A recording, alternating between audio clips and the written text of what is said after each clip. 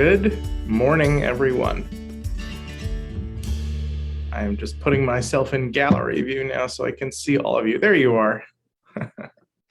There you are. Good morning. It's so great to see you. I am Israel. I am the minister of this congregation. I use he, him for pronouns, and there are lots of things popping up on my screen that I need to X out of. There we go. Okay. I'm Israel. I'm the minister of this congregation. I use he, him for pronouns, and it's my pleasure to welcome all of you, those who are joining for however many hundredth time you are joining, or maybe the first, second, third, fourth, fifth time, or whatever. We are so glad to see you here, and it is my pleasure to welcome all of you here to this, our virtual sacred space, our time together to focus our attention on what matters most in life. We are the Unitarian Universalist Church of Lancaster, or UUCL, as we like to call ourselves. And we come together each Sunday and on other days of the week to nourish our spirits, connect in love, and commit ourselves to living in ways that create a more loving and just and beautiful world. We are here together in this space, a space of discovery, where we uncover and understand and reveal to each other the many different ways of knowing and experiencing truth and mystery, wonder and awe for this incredible world and universe that we live in, for this incredible life that we all share. Here in this space, in this community, we affirm that all ways of knowing and experiencing and expressing gender are whole and holy and sacred. We affirm that love is divine, and love, whether it be straight, gay, bi, and all different forms of love, love is what makes a family, and love is divine. We have affirmed this for decades, of course. And we practice love in our community by striving to live our lives in ways that make our communities and our world more just and compassionate. And we do this through our actions, through our learning together, through our spiritual development that begins in our own hearts and radiates out to each other to reveal the way. And it is my hope. If I had one hope for us this morning, it is that coming here helps you to do those things. Coming here helps to make you a better person, and helps you to go out and engage with the world in meaningful, new ways. So if you're new or newish here, hi, welcome. And I hope that you will find that here, some of that, connection with others who will help you to lead a better life. And if you're new here, I welcome you and say thank you for joining us, and thank you for taking the brave step of checking us out. Many of us once knew what that was like and knew how hard it is. So we hope that you'll feel comfortable at some point of introducing yourselves to us. We hope that you will check us out on our website, look at past services on our website and on our Facebook page and YouTube page. And I invite you to talk to me, to email me, to contact me if you have questions about this community. I'd like to get to know you, and I'd like to help you find your place here. Now, to all of you, I welcome you to greet each other so that you know that you are here together in this space. And if you feel comfortable turning your camera on to wave, I hope you will, so that you can see each other and so that others can see you, so that we can know that we are not alone and remind ourselves that we need each other. Now, knowing that we are here together, I invite you to enter with me into this hour that we call worship, this time where we turn our attention to what matters. I know many of you arrive here perhaps feeling more separated more separated than ever. Separated from health, from community, from the world you would like to see being formed and being created. Maybe you arrive here with uncertainty on your heart this morning, uncertainty for the state of this country or the state of this world, and uncertain for what some might turn it into. Uncertain of what violence or illness may still yet be on our horizon. Or maybe, I hope, you show up here to remember what we know deep in our hearts. That the injustices of the world are all deeply interconnected. And that if we are working in our neighborhood to unravel just one of the threads or some of the threads of that interconnected web, that we are working to unravel and weave a whole new cloth of beauty and justice for our entire world by working on the threads here in our community. And so hopefully, ultimately, I hope that you arrive here, we arrive into this space of worship this morning, knowing that none of us need to do this work alone. That we remember some basic truths. That nature heals. That community heals. That life is beautiful and short and precious. That change is possible. And that love will show us how. And so I light our chalice for us this morning, the beloved symbol of our Unitarian Universalist movement.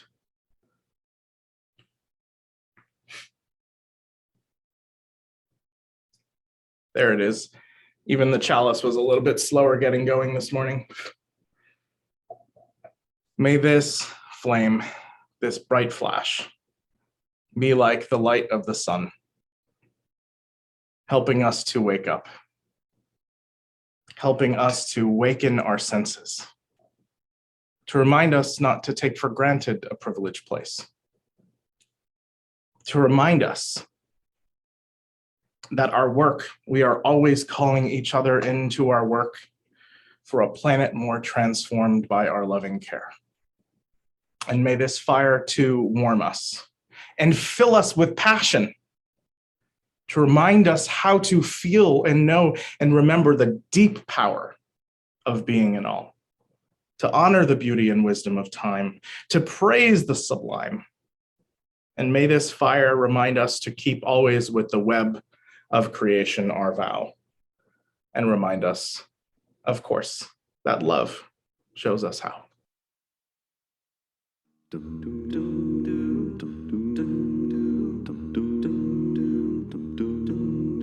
Wake now my senses and hear the earth's call. Feel the deep power of being in all. Keep with the web of creation your vow. Giving, receiving as love shows us how.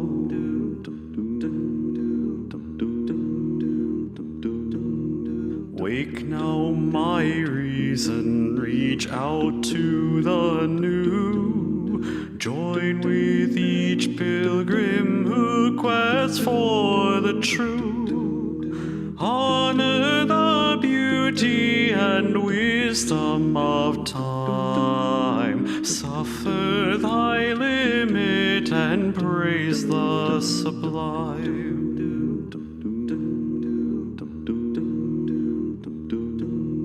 Wake now, compassion, give heed to the cry. Voices of suffering fill the wide sky. Take as your neighbor both stranger and friend, praying and striving their hardship to end.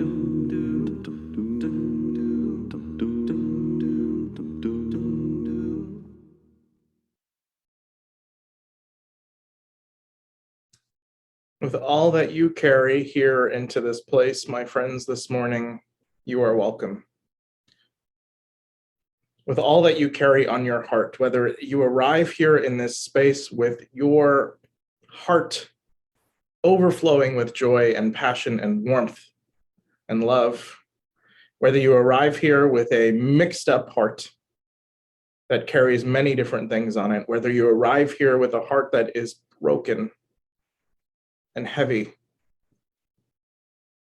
Whether you arrive here not knowing quite how you are doing, whether you are still tired from one less hour of sleep than you are accustomed to,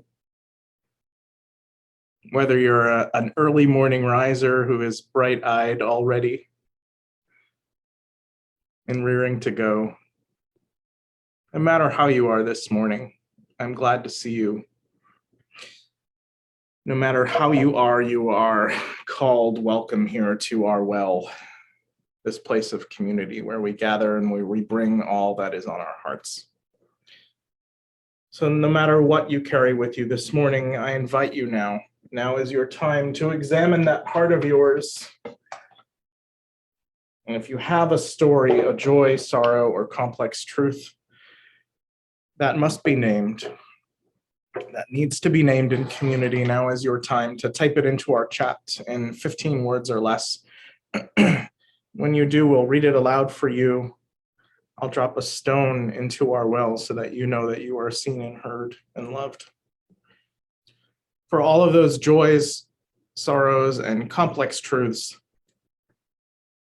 the ones that are still in process, the ones that I know all of you carry on your hearts, ones that words are not adequate for yet, or perhaps never will be.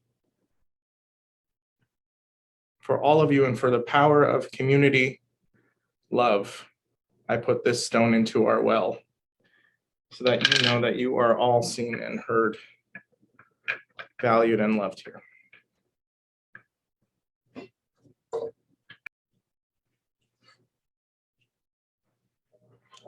For the myriad different ways that the world breaks and blesses our hearts, I invite you to take some time now with me, a time of meditation, contemplation, imagination. I'm going to invite you to let yourself settle into the place where you are, to put your feet flat on the floor, or feel yourself seated where you are seated, and settle in.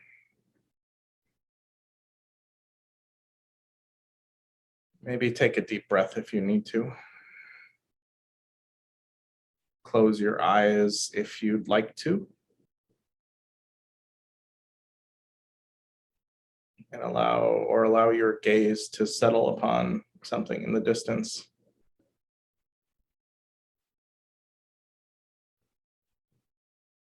Allow yourself to feel and be grounded and rooted in the rhythm of your breath right now for a moment.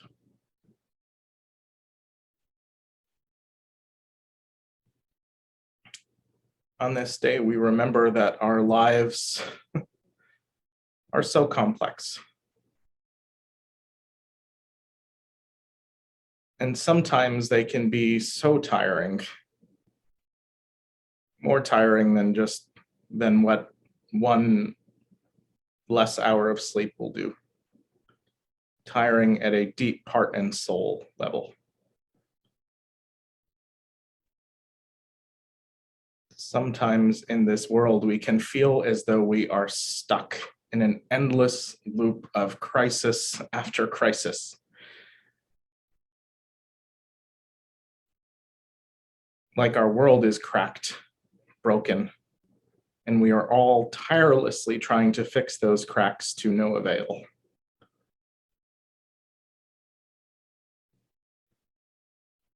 So this morning, I invite you to imagine with me. As you sit, imagine that you are yourself. An old, worn, much loved, much used wooden bucket. Perhaps you have heard this story before. To imagine that you are a worn and well-loved wooden bucket used to carry water. that you have been carried up and down the side of a mountain every day for your whole life, many, many years, by an old wise person who carried you on their shoulder. And from your many years of use, you have sprung a leak, you have a crack in you. And each day as you go up and down the mountain and you're filled with water, your water begins to leak. At first, it was just a small trickle, and then it became a bit more. You could feel yourself emptying out into the world, trying to fill yourself, but never being able to do so.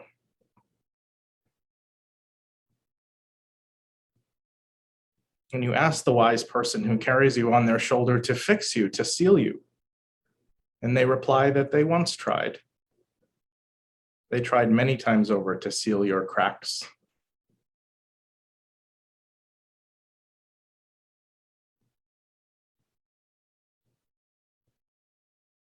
Sometimes we all feel broken, they say to you. Sometimes we all feel broken, like we cannot do what we wish we could do to meet the challenges of our world. But nonetheless, they tell you that you do not need your crack to be repaired, to be sealed. That it would be fruitless to try to seal all of your cracks.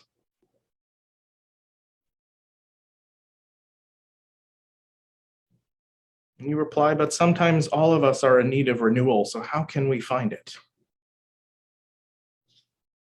And you cry out to this universe, to this world, wondering why you can't just for one day have a nice full bucket.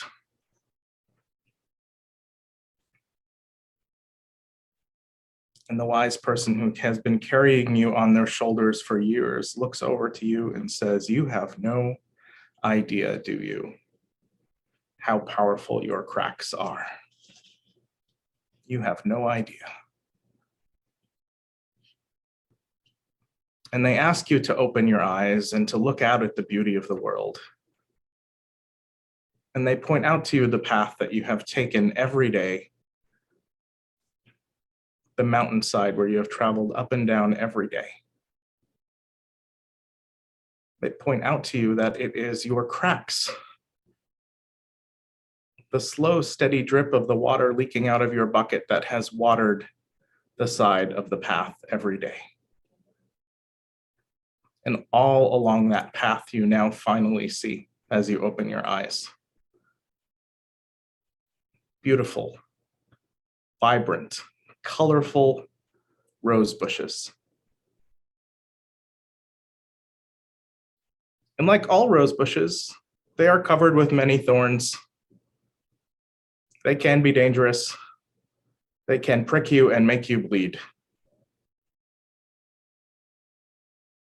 But they are so very beautiful. And they are exactly what this challenging, complex world needs. And the wise person says to you, it is precisely the things that you thought made you broken. It is precisely your cracks that made you so powerful and so able to water this beautiful path, to let yourself break open to the world, to let yourself break open to the world and make it more beautiful.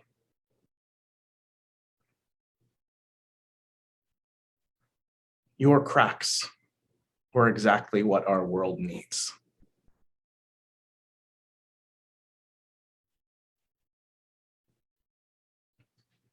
Your cracks are exactly what our world needs.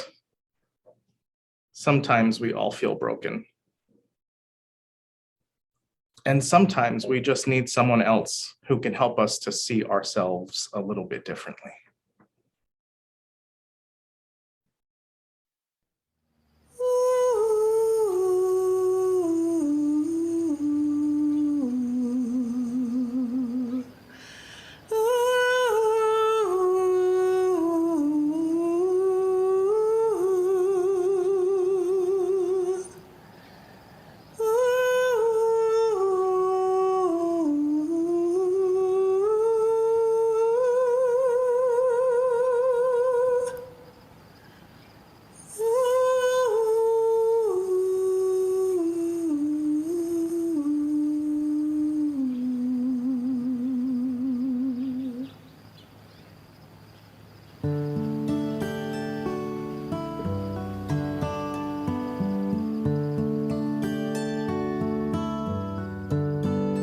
I know this rose will open. I know my fear will burn away. I know my soul will unfurl its wings. I know this rose will open. I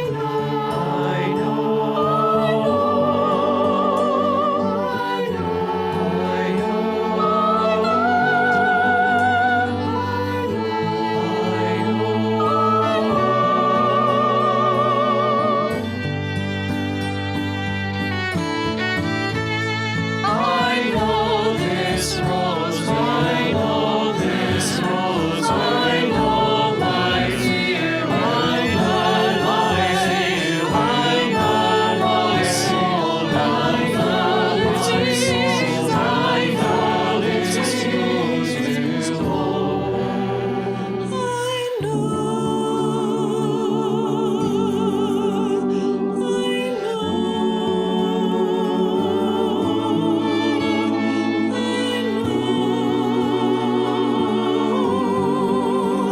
I know this rose will open.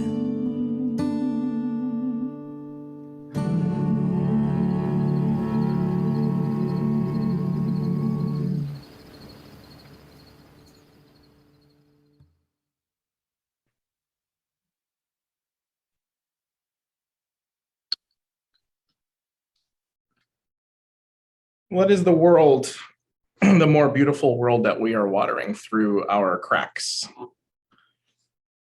How are we letting ourselves break ourselves open and pour out into the world so that new flowers can grow?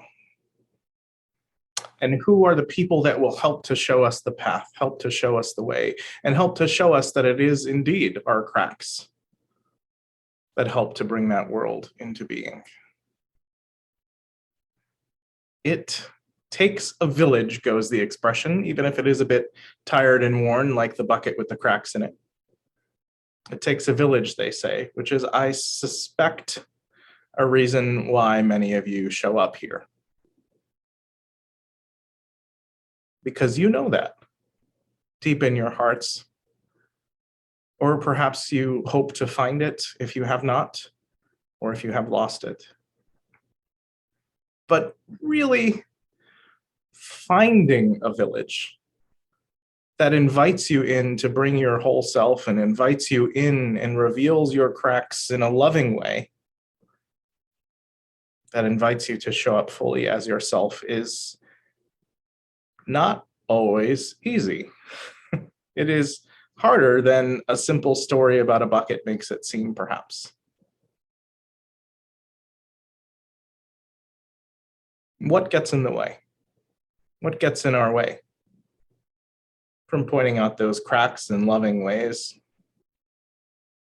And how can all of us find a village when we're feeling tired, when we're feeling broken? How can we find our village? How can our village call us in when we're not feeling like we're our best selves on any given day?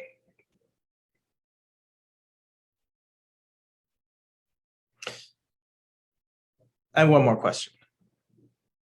I wonder if you feel like you are able to connect better with people that you think are perfect, smooth edges all around, or if you feel like you're a little bit better to connect with those people who have a few more cracks and a few more jagged, rough edges.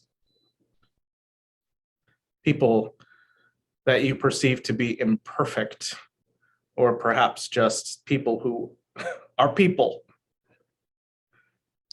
I'm wondering how many people out there have actually met a perfect person, because I haven't. And I know for me, it's not a rhetorical question, because I feel like I find it much more easy to connect with people who let their cracks show a little bit, who reveal their jagged edges, who aren't afraid to show their thorns now and again, and who admit that they have thorns in the first place. People who I encounter who are struggling along this path of life, trying to understand the nature of their cracks and where they want to take them.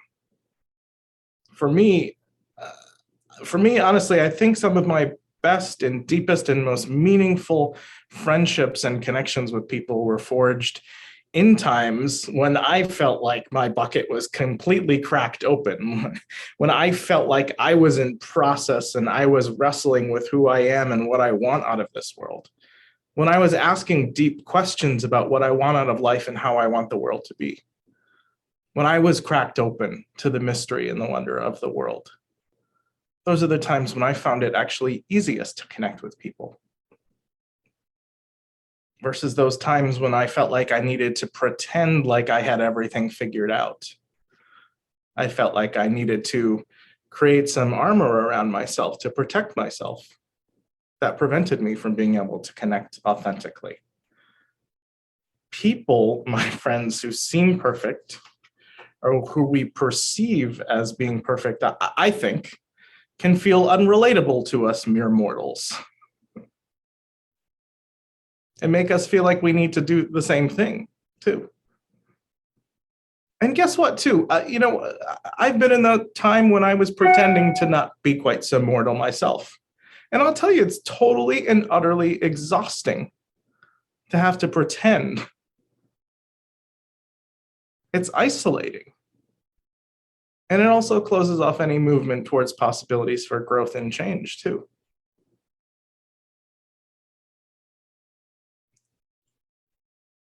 I actually think being a parent right now is a good example of this.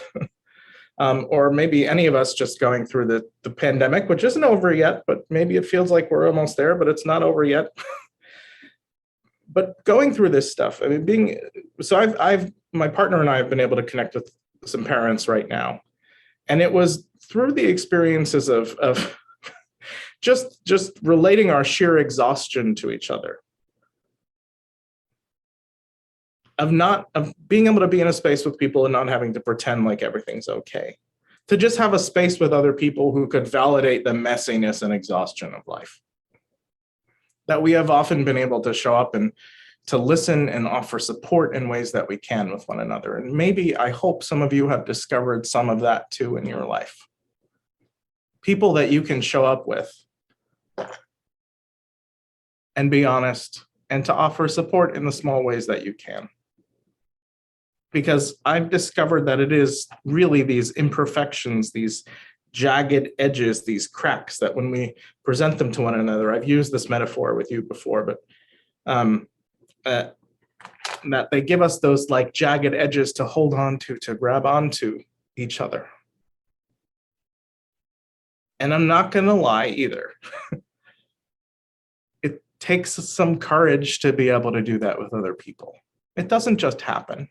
It takes some courage to be able to do that with other people, to admit to each other that we are cracked and broken, a little thorny, especially in our culture, because we live in a culture that values what?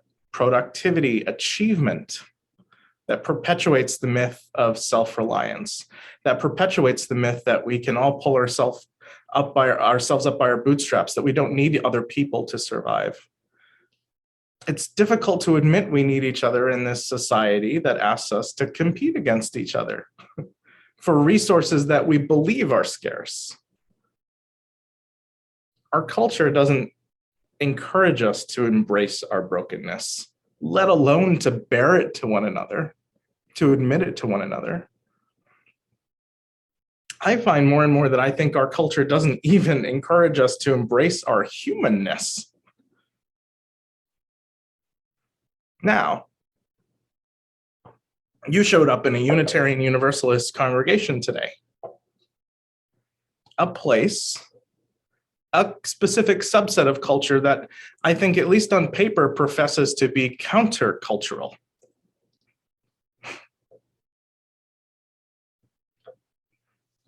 This is a place that professes to be countercultural, professes to do things, to lead us in ways that go against the normal culture.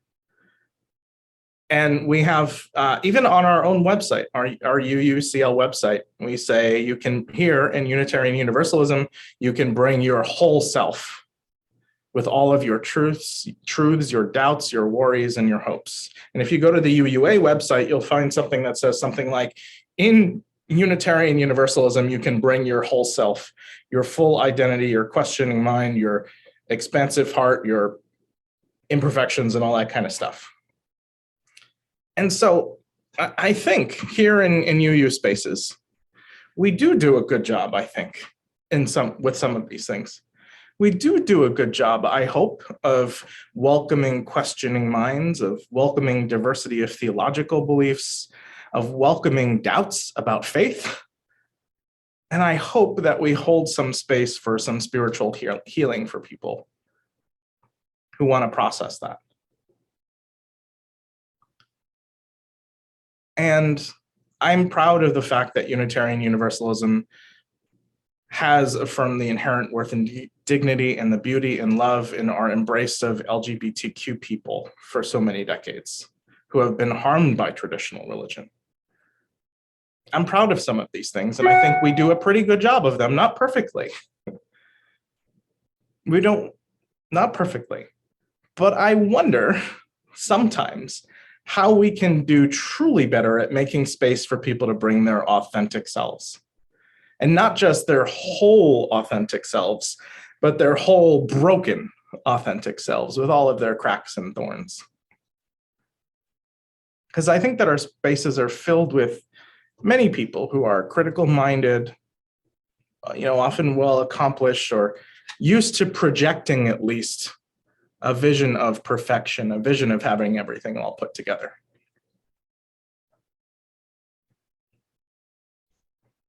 Many of us are used to at least having to go through life appearing to be in control of life in a world that is inherently chaotic. And so if you take that and you add that to a wider culture of self-reliance, of capitalism and competition, what do we get sometimes? Walls that we build up around ourselves, barriers to true connection, barriers that shut ourselves out, barriers that prevent others from seeing into our hearts, fences, no trespassing signs for anyone who might show up here who has, a few more cracks, for people with marginalized identities. Signs that say you do not belong here. If you are not perfect, if you do not have everything figured out, if you have not been able to pull yourself up by your bootstraps.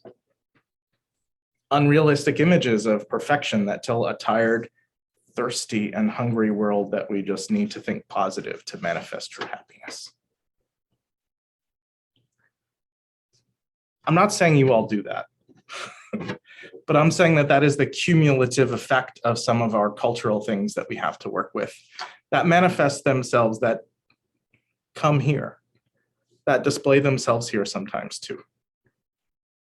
Let me ask a question. How many times have you been to, have you gone to a meeting here or maybe somewhere else in your life, like a committee meeting or something, and you've been in conversation or checking in with each other in the beginning, and when you're asked how you're doing, you just say, okay, fine, good, and you move on. And I wonder how often you feel truly invited to answer that question in an honest way. Now, I know that there might be a few factors playing in here. Sometimes it might depend on the quality of the relationships you have with the people who are in that space, how well you know them, how comfortable you feel, to be honest, about how you're doing. Maybe you have a lot on your agenda that day and you don't have enough time to go into the deep personal stuff, or you don't feel like you do. But those times when you don't feel invited, I ask you to just think about what gets in the way. I just ask you to think about that. And I ask us to think about what we can do to break down those barriers for each other. So I have a few thoughts about this. So those are my questions for you. Things I want you to be thinking, I hope you will be thinking about in the back of your mind. And I have a few ways that I just would suggest that we begin to think about it as we come together.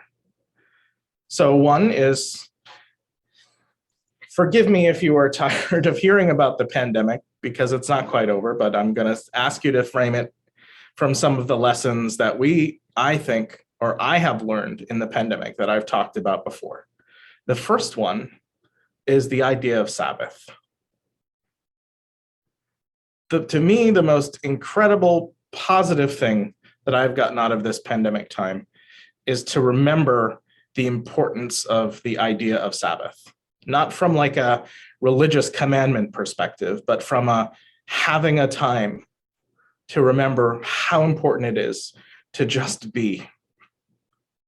Do you remember at the beginning when all this happened? If you think, we're 2 years in now. If you can think back 2 years, if you had the luxury of having a job that didn't require you to show up, because some of you did not have that luxury, but if you had the luxury of not needing to show up to something, many of us had this shared experience of stopping for a minute, of stopping, of being forced to be quiet, of being forced to stay home. And I know that for me, it helped me to really, truly reflect on the value of stopping from work, stopping from feeling like I had to produce something, stopping from feeling like I had to achieve some semblance of perfection. It helped me to rediscover the value of my humanness, of my need for quiet time to discover and connect with the things that are most important in life.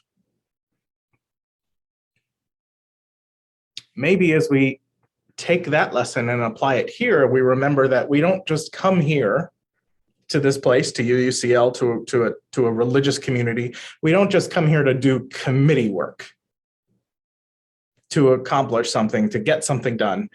That's not to say that getting certain things done isn't fun and really valuable, because it is. Justice work is incredibly valuable. There's a lot of work that needs to happen to keep this community running, but we don't just come here for that. We don't just come here to get things done, to do work, but we come here, I suggest, to practice being human together, to experience our deep humanity, our humanness together. And so what would happen if that became a very intentional focus in how we gather? If we recognize that it is the journey, the path that we travel, that is so much more valuable than the products we produce along the path. That could become something that we are moving towards every day.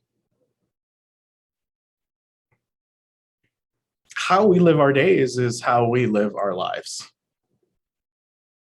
I've said that to you before. How we do anything is how we do everything. How we approach each other in our humanness together is how we are together, is who we are together. One simple example that I could give you of this idea too is all of these conversations we've been having about widening our circle, about uncovering and realizing and talking about white supremacy culture as it lives and exists in our society, in our culture, and even within ourselves, in our congregation and in our community here. When we acknowledge those things, when we uncover them as something that exists in this sea that we swim in, when we acknowledge that it is something that lives in us, whether we want it to or not, when we become aware of it, it changes how we see everything.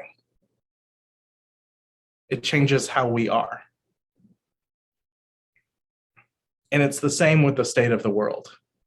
We can't fix the world because there are so many cracks in our world. But we can understand the cracks as they exist in our neighborhood and in our community, and we can dream together what we're going to water through those cracks together.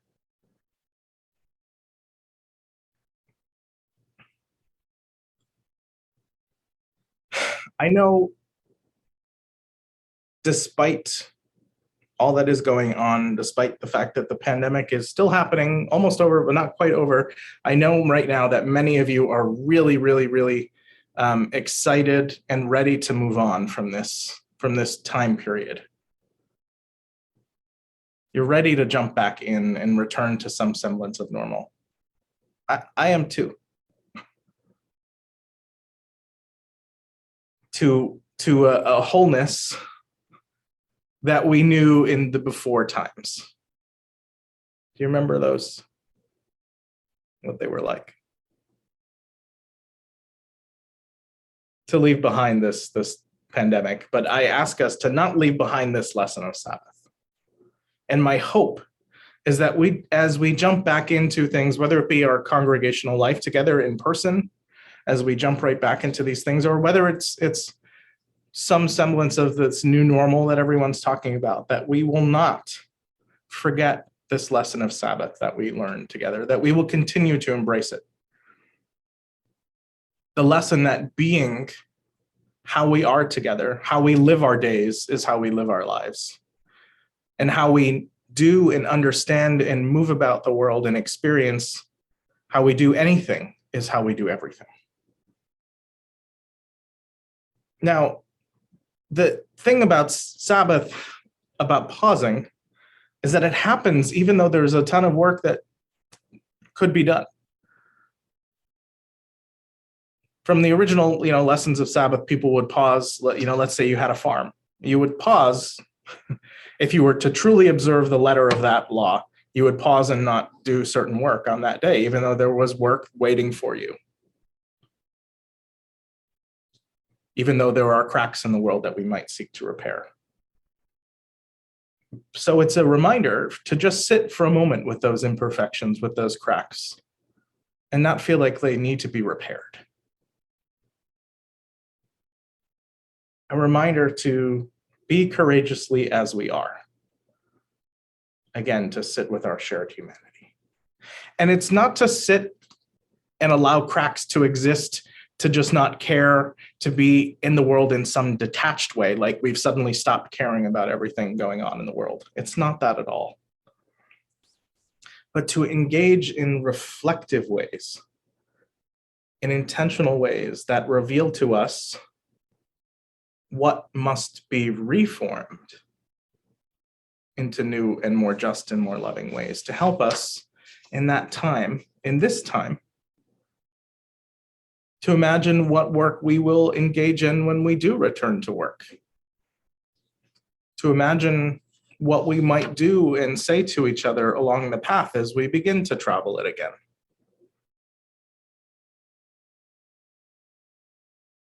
To imagine what kind of normal we want to be returning to.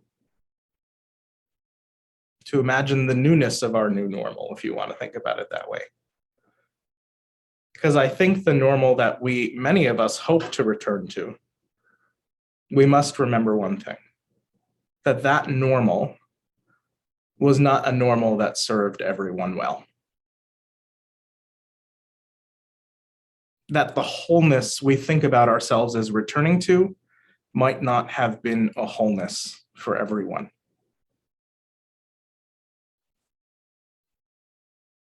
And so my hope for us today is that we remember to embrace our shared humanness, our shared brokenness for a little while longer.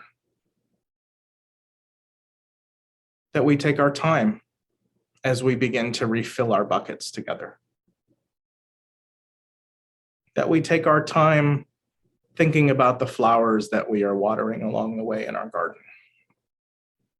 That we take our time to think about and reflect about who is included in our vision of wholeness. And so that when we begin to travel this path, we notice the fruits and the flowers that our brokenness perhaps has been watering all along.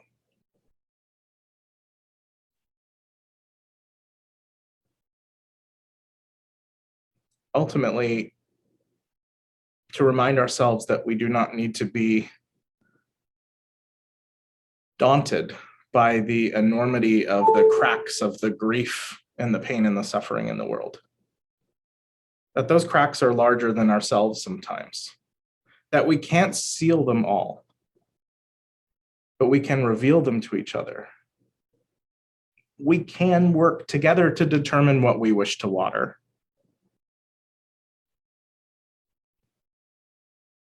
Ultimately, to remember this,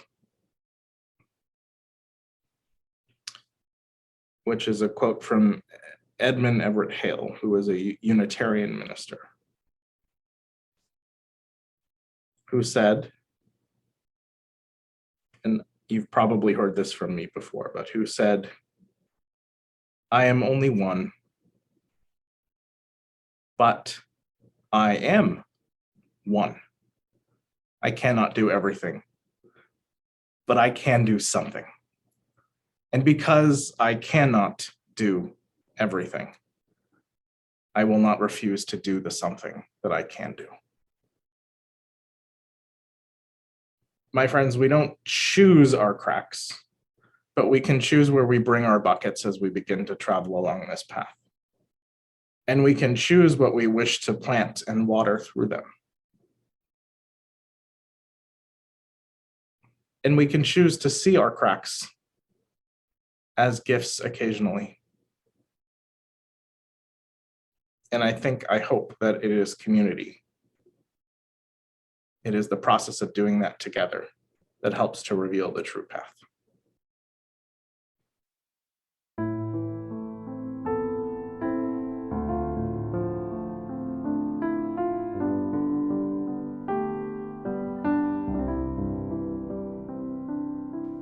Spirit of life, come unto me. Sing in my heart all the stirrings of compassion. Blow in the wind, rise in the sea, move in the hand, giving life the shape of justice. Roots hold me close, wings set me free. Spirit of life, come to me, come to me.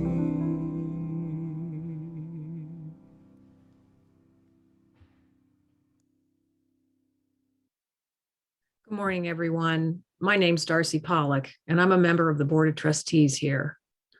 We take an offering each time we gather as an outward expression of our interdependence. You can support our work as you are able by texting the amount of your donation to the number on the screen or through the Give tab on our website at uuclonline.org. We share half of our offering this month with Acorn Acres Wildlife Sanctuary. Thank you for your generosity. If you ever find yourself stuck in the middle of the sea, I'll sail the world to find you. If you ever find yourself lost in the dark and you can't see, I'll be the light to guide you. Find out what we're made of when we are called to help our friends in need. You can count on me like 1, 2, 3, I'll be there. And I know when I need it, I can count on you like 4, 3, 2, you'll be there. 'Cause that's what friends are supposed to do, oh yeah. Ooh, ooh, ooh.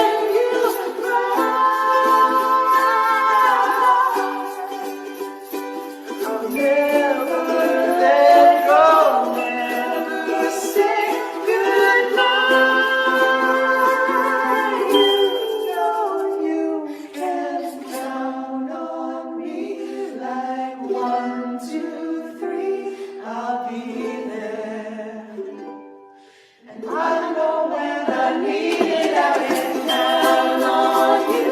Like 4, 3, 2, you'll be there. 'Cause that's what friends are supposed to do. Oh yeah.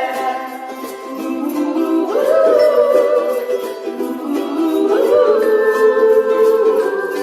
You can count on me 'cause I can count on you.